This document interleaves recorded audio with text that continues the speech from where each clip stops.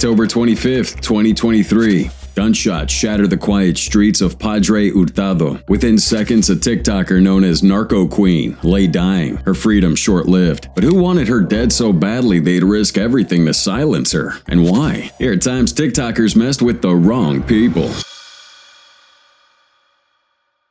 Ya viene. Hola. Sí.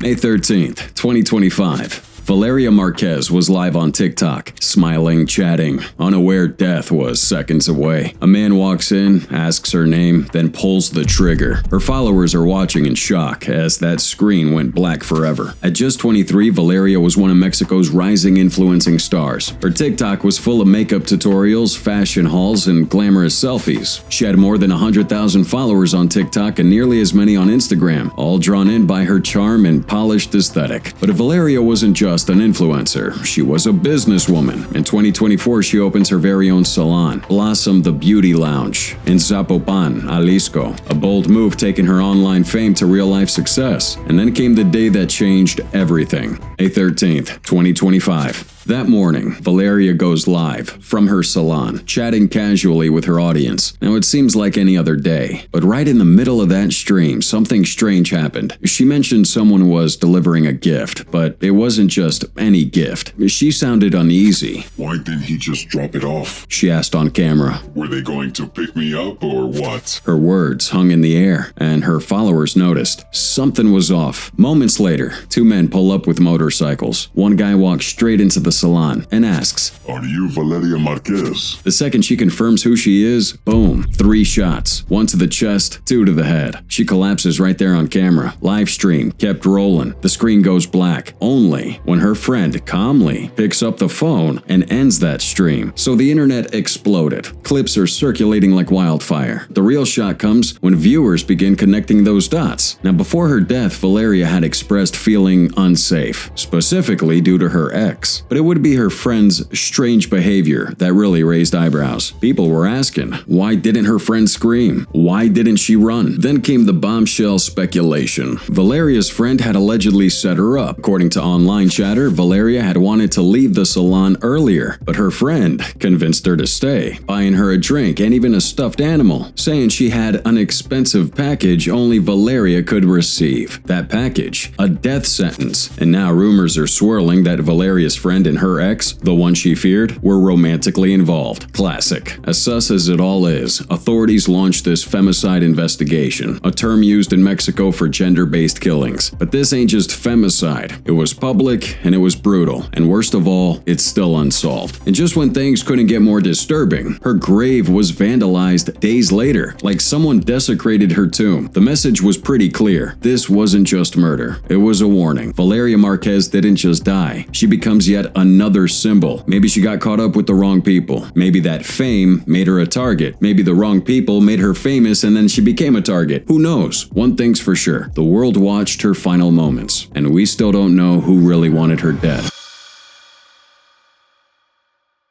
Deputies say they got a call for an active home burglar around 3 a.m. and somebody living there on Mackenzie Lane fired shots. This is near Shannon Airport.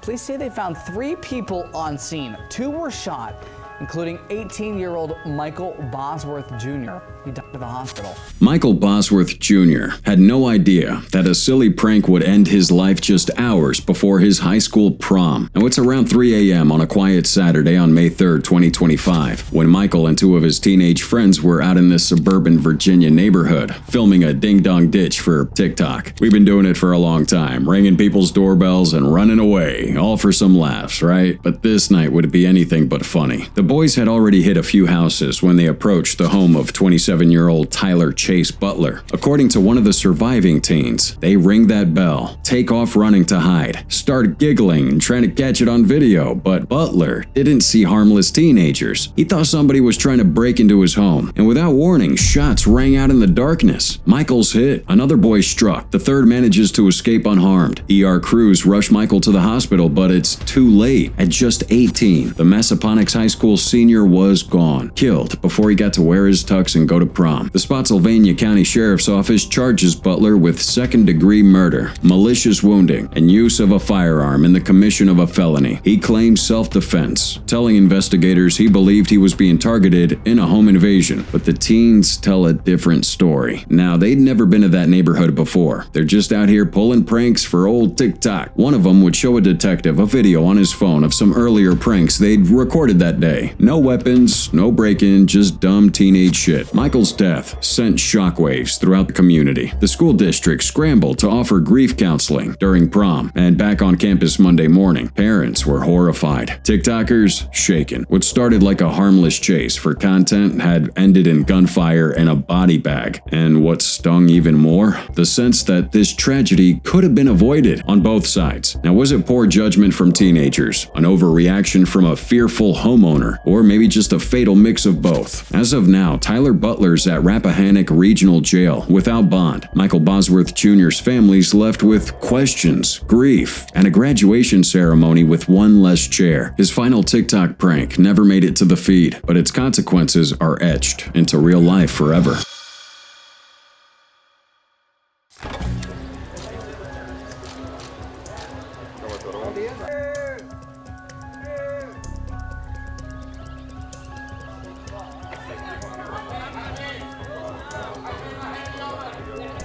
June 28, 2023. It's supposed to be a day of prayer, peace, and celebration. Eid al-Adha, one of the oldest holidays in Islam. But outside a mosque in Stockholm, Sweden, a different kind of scene unfolded. Salwan Mamika, a 38-year-old Iraqi refugee, stood in front of a growing crowd. With Swedish flags around him and the national anthem playing, he tore pages from the Quran and lit them on fire. Oh, he didn't just burn any old book here. He lit a match to some global outrage, and little did he know that he was opening the gates to his very own hell. Mamika's name wasn't well known before that day, but after that video of his protest, he became a symbol of hate, defiance, free speech, or maybe blasphemy, depending on who you'd ask. And this wasn't a one-time stunt. He staged more Quran-burning protests, claiming he was targeting Islam as a religion, not its followers. But the damage is done by now. Protests are erupting across the Middle East. Embassies are stormed. Countries like Iraq cut diplomatic ties with Sweden, and threats began pouring in. But who was Salwan Mamika, really? Originally from Iraq, he was once a member of the Popular Mobilization Forces, a pro-Iranian militia group. Now, he later clashed with other factions and had fled to Europe. After briefly living in Germany, he moves to Sweden in 2018, seeking asylum, openly renouncing his Christian faith and declaring himself an atheist. But when Swedish authorities discovered his past ties to armed groups, his application for permanent residency was denied. Still, he remained in Sweden, and very publicly so. Despite multiple criminal charges for inciting hatred, Mamika was granted police protection during his demonstrations. Interesting.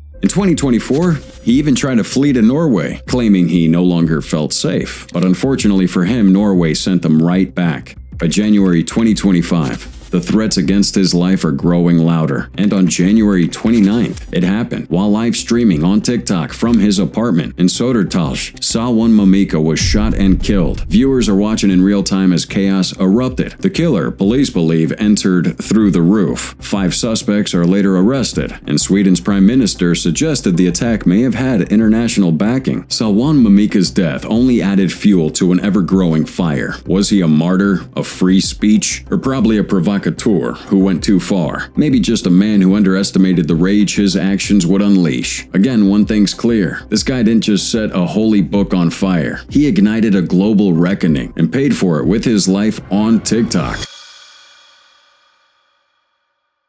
Saya juga ingin membawa perhatian kepada pengenalan Seksyen 507D bracket 2 di mana saya ingin menamakan Seksyen 2 dengan izin Essha Clause. On July 5th, 2024, Malaysia woke up to some devastating news. Rajeshwari Apahu, better known as Essha on TikTok, had been found dead in her Kuala Lumpur condo, and she was just 30 years old, pretty fearless and unafraid to speak up, especially when others stayed silent. But her outspokenness didn't come without some cost. Now, Essha first rose to prominence on TikTok by doing something few dared to do. She exposed the ugly truth behind some of Malaysia's most popular skincare products. Specifically, she called out brands using mercury, and she had proof. Her viral content forced regulatory bodies to act. Like, that's how powerful her voice was. And that's when the hate started pouring in. The more her following grew, the more enemies she seemed to make. She wasn't just an activist anymore. She was a lightning rod. Things even escalated after this particular live session, where a guest on her stream made a controversial remark about Islam. Then an influential Islamic preacher caught wind of that clip, cut it out of context, and blasted it across his platform. Just light the match in a room full of gasoline. I mean, the backlash was immediate. People were furious, and not all of them were just keyboard warriors. So a full-on campaign is launched against her, and because of that, she's arrested, detained for 3 days, and painted as a public enemy, all while the people sending her rape and death threats during live streams walked free. Yeah, and even after her release, the harassment didn't stop. It got way worse. Threats were constant. One guy outrightly claimed that he had gang connections. Another insulted her and her mother while they were live on TikTok. And on July 4th, just one day before her death, Essha walks into a police station and files a report, begging for help. But hours later, she was found dead. Malaysia's stunned. The woman who had once stood up for her community, fought against toxic products, and would demand justice, now needed justice herself. The Essha Clause was enacted to combat cyberbullying among amendments to the Penal Code, while the communications minister called her death a wake-up call. But for her family and supporters, again, too little too late. The people she reported were arrested,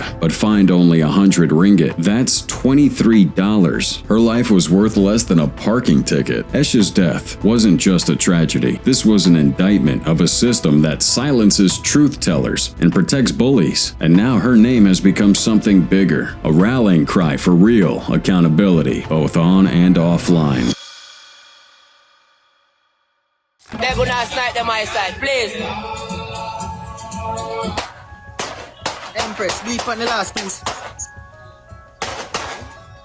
April 28th, 2025. That was the night Jamaican TikTok would never forget. Jabari Johnson, better known as Baba Skang, was live streaming just like any other day, chatting, laughing, vibing with his fans near Queensy Snack Shop on Red Hills Road in St. Andrew. Then, in a heartbeat, everything went dark, literally and tragically. Baba Skang wasn't just another TikToker here. This guy was the 25-year-old son of legendary reggae artist Ja Mason, and had built his following with some infectious energy and unapologetic humor. His page would be a blend of culture, comedy, and some real Jamaican flavor, earning him respect both online and in the streets. But as that fame grew, so did the risks. You see, that night, during his live session, a man dressed head to toe in black and a mask creeps up behind him and opens fire. No warning, no confrontation, just multiple bullets hitting Jabari in the head and upper body as he collapses in real time, shocking everybody there who might have thought this could just be a prank or stunt. But it was all too real, and by the time help arrived, again, too late. He's pronounced dead at the scene. So the murder rocks Jamaica, not just because of who he was, but because he became the 4th Jamaican TikTok influencer to be gunned down in less than a year. Yeah, some say it was because of jealousy. Some others say it's a gang-related hit. Then people are like, that's just the brutal cost of fame in a world where internet clout comes with offline consequences. Whatever that means, no one really knows. But one thing again is sure, he'd done something to provoke somebody who wanted him gone for good while the world was watching. What makes it worse is that his killer got away, and as of now, no one's been arrested, and police are out there trying to piece whatever they can find. Good luck. I mean, his death left a void as fans mourned online. Tributes poured in, and even those who didn't know him personally felt the sting of watching someone so full of life taken so suddenly. Jabari Baba Skang Johnson, again, was more than just your TikTok star. This guy was a son, a friend, and a young man trying to just make people smile, and now his silence echoes louder than any video he ever posted.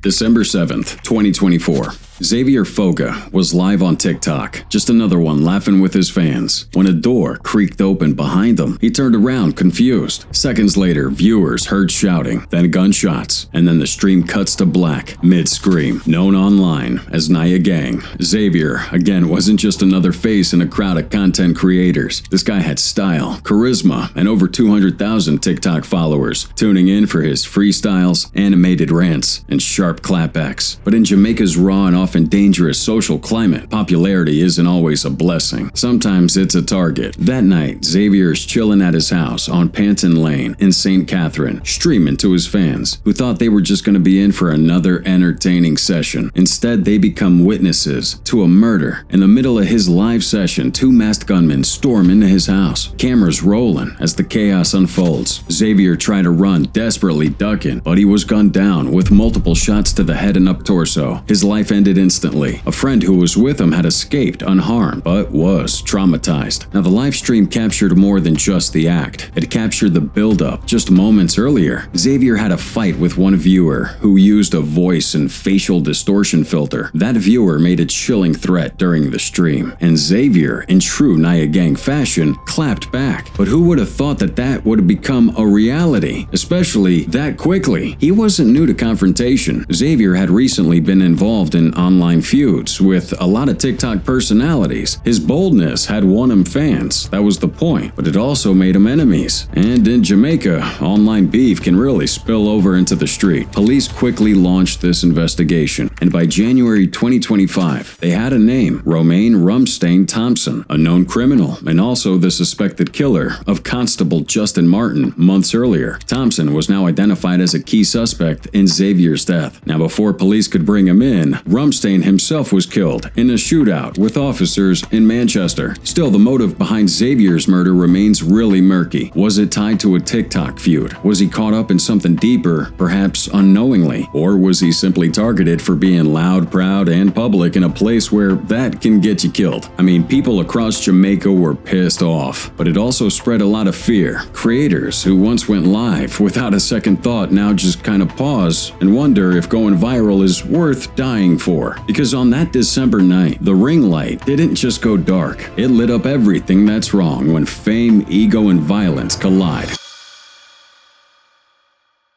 We begin this evening with news from St. James, where security forces in Montego Bay are on high alert following the murder of a popular TikTok content creator.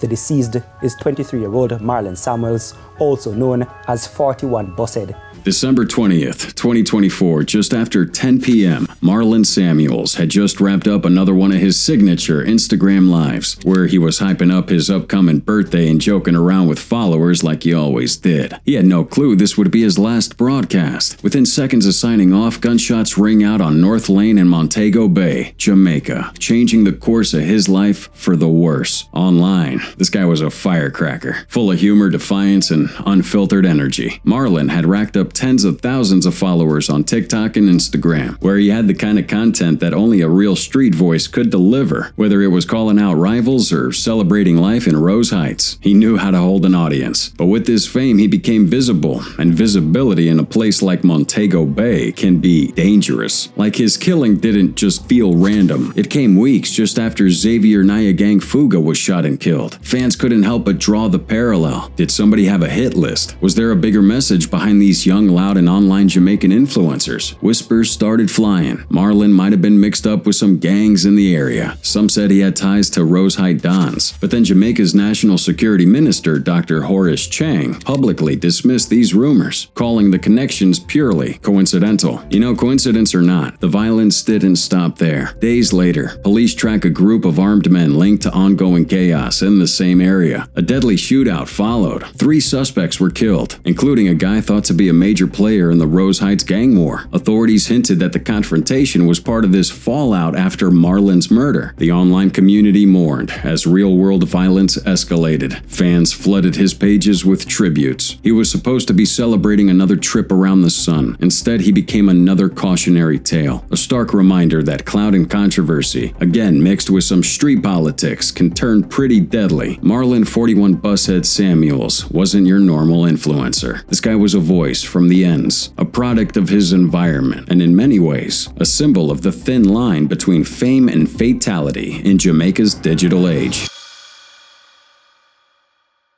A mother is so regretting sending her son outside to get fresh air, only for him to be murdered by gunmen a day after receiving a status letter from the University of the West Indies. September 3rd, 2024 should have been the beginning of everything for 23-year-old Keano Watson. Just hours earlier, he got the best news of his life, confirmation that he'd officially completed his degree in International Relations and Psychology from the University of the West Indies. He's over the moon. The long nights, the stress, the sacrifices. Man, it all paid off. Keano, a young man raised in Almond Town, Kingston, was ready to rewrite the story of his life and lift his family out of hardship. But in comes the cruelest twist imaginable. That dream was shattered just a few hours later. That evening, while standing along Dames Road, Keano's ambushed and gunned down. The attack chillingly unfolded during a TikTok live, one he wasn't even hosting. This guy was casually hanging out with some friends when the gunfire erupted, shocking everyone watching the stream in real time. His mother, Sandra Blair, remembers encouraging him to step out and get some fresh air after all the excitement of the day. Who could have imagined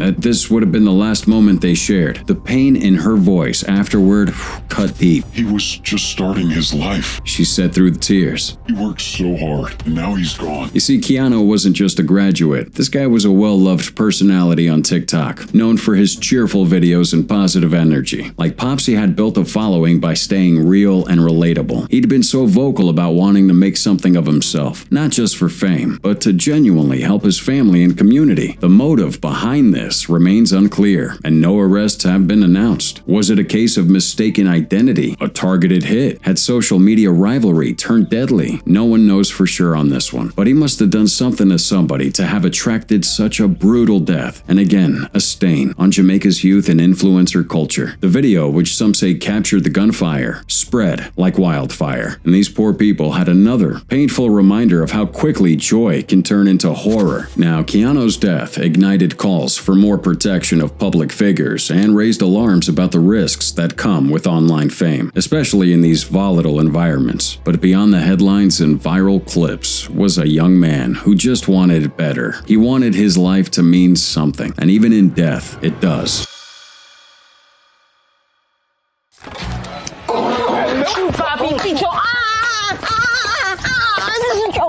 April 2022, a Bronx prankster sneaks up behind a shopper with a megaphone, planning to yell for laughs. One blast into the man's ear later, and he's on the ground, smacked, tackled, and choke-held. The camera still rolling, and it's viral. That's the moment Jay Kinda Funny 8, known simply as Jay, went from TikTok jokester to internet sensation. Jay had built his brand on chaos, pranks that would tiptoe between comedy and confrontation, but this one, it exploded across platforms, earning millions of views in hours and stirring up heated debates in the comments. The setup was simple. Jay, holding a homemade megaphone crafted from a pipe, sneaks behind a man browsing store shelves. Then, with perfect comedic timing, he bellows something loud and absurd into this man's ear. What Jay didn't expect was this man's swift response, brutal and caught entirely on camera. One smack sent Jay sprawling to the floor. But it doesn't stop there. The shopper, furious and likely half-deaf, lunges and throws Jay into a chokehold. You can hear Jay gasp, It's just a prank! It's just a prank! while his friends, laughing and panicking all at once, try to break it up. The irony here? The pain and panic only made the video more entertaining to the masses. Overnight, Jay's followers skyrocketed. People couldn't stop watching this clip. Some were praising the man's reaction, others defending Jay's humor. But beneath the likes and shares was a real conversation. How far is too far when it comes to pranks? Jay, for his part, leaned into the chaos. He continued uploading similar content, though noticeably more cautious in approach. In interviews and TikTok lives, he would joke about earning that chokehold, even as fans begged him to switch it up before someone reacted worse. That one video made Jay a household name among Gen Z prank fans, and again it becomes a cautionary tale that in the world of viral content, sometimes the jokes backfire, literally. And for Jay, the sting of going viral came with a bruise, or two.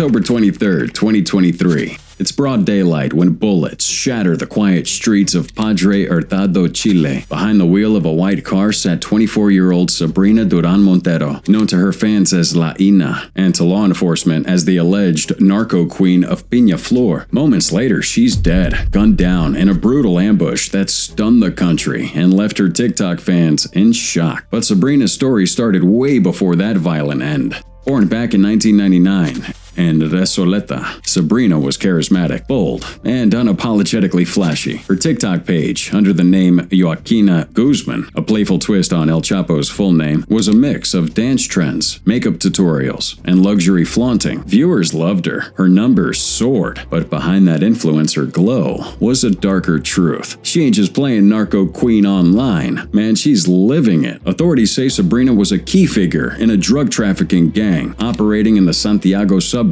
In 2022, she's arrested and sentenced to 3 years in prison for her involvement. But even behind bars, man, she stays connected. TikTok videos kept dropping from her cell, sometimes showing off some prison life, other times radiating her signature bravado. She even struck up a relationship with another inmate, Antonella Marcant, and their romance drew its own kind of attention. In May 2023, Sabrina's released early, and she picks up right where she left off, posting, partying, and allegedly still tangled up in the world of drugs and gangs. Now to some, she was like a glamorous rebel. To others, more of a dangerous figure glorifying a lifestyle that was swallowing Chile's youth. Then came that October morning. Sabrina was just going for a nail appointment when she was ambushed. 7 bullets ripped through her body. Her car is found burnt, a gangland signature. Investigators immediately suspected retaliation. You see, in the criminal underworld, fame is a double-edged sword, and this compounded the fact that Sabrina had enemies and rivals. So in the end, her notoriety may have painted a huge target on her back. But that's not all, because even her funeral was pretty tense. Police monitored closely, worried about some kind of violence breaking out. And in the days that followed, Chilean media asked some hard questions. How did a young woman turn TikTok fame into criminal infamy? I mean, was she a victim of narco culture or its poster child? Sabrina Duran lived fast, burned bright, and died violently. Her story is really a chilling collision of social media stardom and the brutal reality of gang life. A life where going viral can come with deadly consequences.